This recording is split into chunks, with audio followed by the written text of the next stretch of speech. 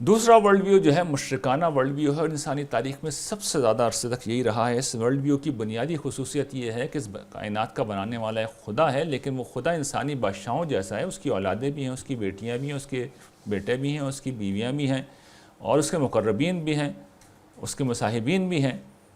تو ان سب کے پاس خدائی اختیارات حاصل ہیں، اور باقی انسانوں کا اس میں جو کام ہے وہ یہ ہے کہ وہ اپنی خواہشات کو تو کونے میں رکھیں، ان کی خواہشات کے اوپر سر جھکا دیں۔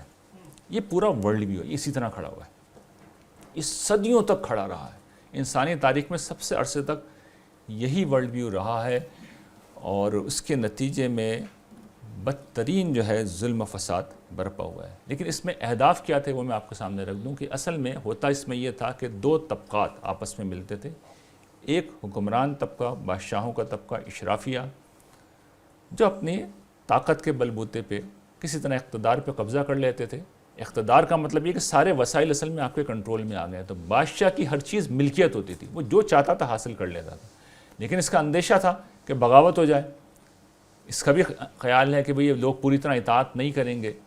تو اس مسئلے کا حل نکالنے کے لیے انہوں نے مذہبی طبقات کے ساتھ شروع میں گٹھ جوڑ کر لیا۔ مذہبی طبقات نے انہیں خدائی تقدس عطا کر دیا۔ یہ جو فرعون تھا، جب اس نے کہا تھا انا ربکم الاعلیٰ، تو اس کا مطلب کیا تھا؟ سورج دیوتا کا کہ وہ اولاد ہے، اس کے نام پہ وہ حکومت کر رہا ہے۔ فرعون جب اپنے آپ کو خدا کہتا ہے تو اسی مفہوم میں کہتا ہے۔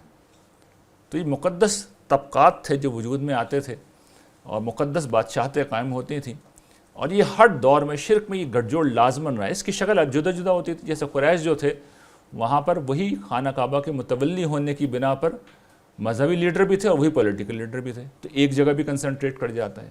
لیکن یہ ہے کہ اصل میں ایک گٹھ جوڑ ہے، اور باقی سارے لوگوں کا کام یہ ہوتا ہے کہ ان کو سرو کریں، ان کی خواہشات کو پورا کریں۔ قرآن مجید نے جس طرح پہلی چیز پہ شدید ترین تنقید کی ہے پورے شرک کے اوپر، اسی طریقے اس خواہش کے بارے میں جو اندھے پن کا رویہ ہے ان کا، اس پہ شدید ترین تنقیدیں کی ہیں۔ ارأیت من اتخذ الہہ ہواہ، تم نے دیکھا ہے اس شخص کو جس نے اپنی خواہش کو اپنا معبود بنا رکھا ہے؟ یہ قرآن نے ان سے کہا ہے ان الذین لا یرجون لقاءنا ورضوا بالحیاۃ الدنیا واطمأنوا بها والذین هم عن آیاتنا غافلون اولئک مأواہم النار بما کانوا یکسبون۔ جو لوگ ہماری ملاقات کو امیدوار نہیں، دنیا کی زندگی کے اوپر راضی ہو گئے ہیں اور اس میں مطمئن ہیں، اور ہماری نشانیوں سے جو ہم بیان کر رہے ہیں ان سے غفلت میں پڑے ہوئے ہیں، یہی وہ لوگ ہیں جن کا ٹھکانہ جہنم کی آگ ہے، ان کے اعمال کی پاداش میں۔ قل هل ننبئکم بالاخسرین اعمالا الذین ضل سعیہم فی الحیاۃ الدنیا وہم یحسبون انہم یحسنون صنعا۔ اے نبی ان سے کہو میں تمہیں بتاؤں اپنے اعمال کے لحاظ سے سب سے زیادہ خسارے میں کون لوگ پڑیں گے؟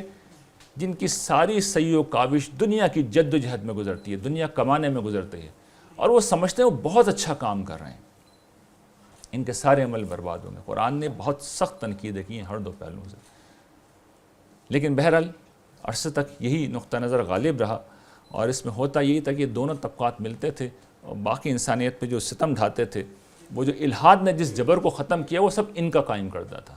یعنی جس مذہب کو انہوں نے ختم کیا ہے وہ اصل میں نبیوں کا مذہب نہیں تھا، وہ مشرکانہ دین تھا، اور وہ واقعی بہت خوفناک جبر تھا۔ اس میں بادشاہ، جاگیردار، مذہبی طبقات سب مل جاتے تھے، اور اس کو ختم کرتے کرتے انہوں نے خود مذہب کو بھی اڑا کے پھینک دیا۔ لیکن وہ اس کی وجہ سے وہ مسئلہ پیدا ہوا تھا جس پہ قرآن کا تبصرہ یہ تھا کہ ظہر الفساد فی البر والبحر بما کسبت ایدی الناس، بحر و بر میں ان کے لوگوں کے اعمال کی بنا پر فساد پھیل گیا ہے۔